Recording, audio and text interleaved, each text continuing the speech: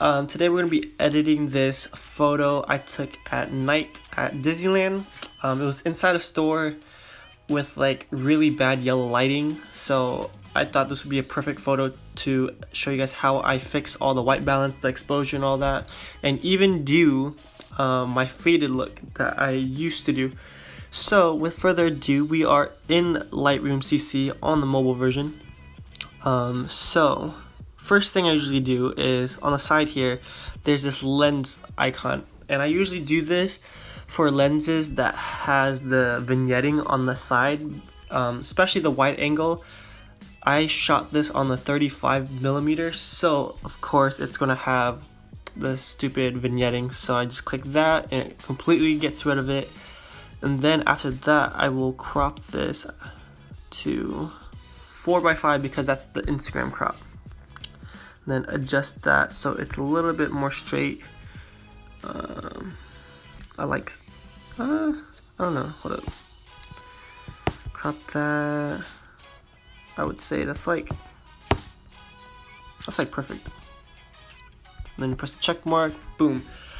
So because it's like not even white balanced, I will go to this little icon right here, and then this is when I get to adjust the white balance. So I will zoom in.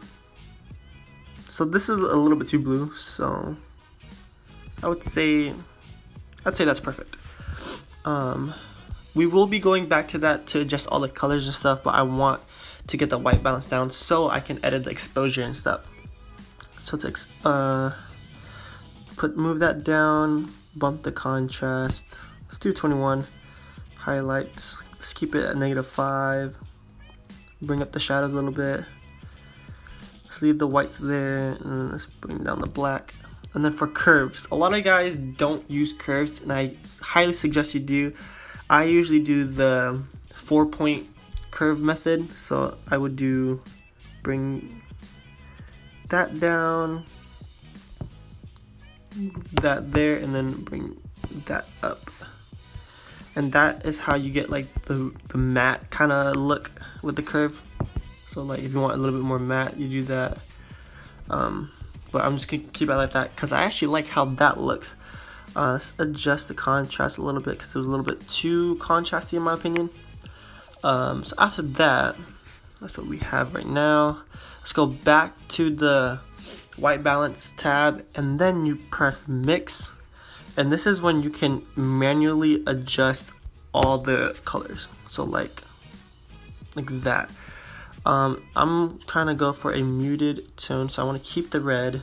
Let's desaturate the red a little bit, and then bring up the luminance. Let's go orange. That's the skin tone. I like that. Drop the saturation down a little bit, and then up the luminance. Let's go back to red because I don't like how that was unsaturated. Let's keep it like that. Let's do yellow. Let's keep it there. Drop the saturation down, up the luminance. Blue. There is blue in this photo, so let's do magenta, up the saturation, up the luminance. And I usually don't touch these other two last colors because blue usually just does everything for you. But usually if you do have those colors in the photo, then I would highly suggest you edit that. Let's see, let's go back to the curve because I kind of want to fade that out a little bit more. There you go. Let's see what else. And then for sharpening, I usually do.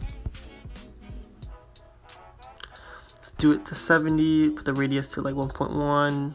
Up the detail, and then mask. Let's mask that a little bit. Let's up the noise reduction a little bit because I did shoot this at night. Let's do the contrast detail. Keep the detail. Smooth this. Drop this down to 50. There you go. Done with that. I don't do split tone most of the time, but I will. Let's do up the clarity and the vignette if you wanted to add a little bit more vignette. But I like that. And to be honest, I think that's perfect already. So that's usually all the steps that I use to edit my photos. If you guys wanted to do like split toning, then you just press the split tone, and then split tone a little bit like that. That's usually what I usually do, like that. But I rarely touch split tone because the image that comes out of Canon cameras is usually like really good, so I just need to do like my simple like little touch-ups here and there for like the blacks and the matte and the faded and stuff like that. But yeah, that's literally all I do, and then if I wanted to, I just save it as a preset, and then that's usually how I edit photos so fast. Usually that only works if you took similar photos in the similar environment. So let's say I took another like ice cream photo in like the similar lighting, then usually it would just carry over and I don't have to do a lot of adjustments. But yeah, that's usually how I edit all my photos. Hope you guys learned something a little bit more about that, because a lot of people don't know how to use color changing in their photos. They just do like the exposure and stuff. But yeah, hopefully you guys enjoyed that video. Let me know if you guys want me to show you how to edit in Photoshop. But I primarily use Lightroom. But yeah, that's been it.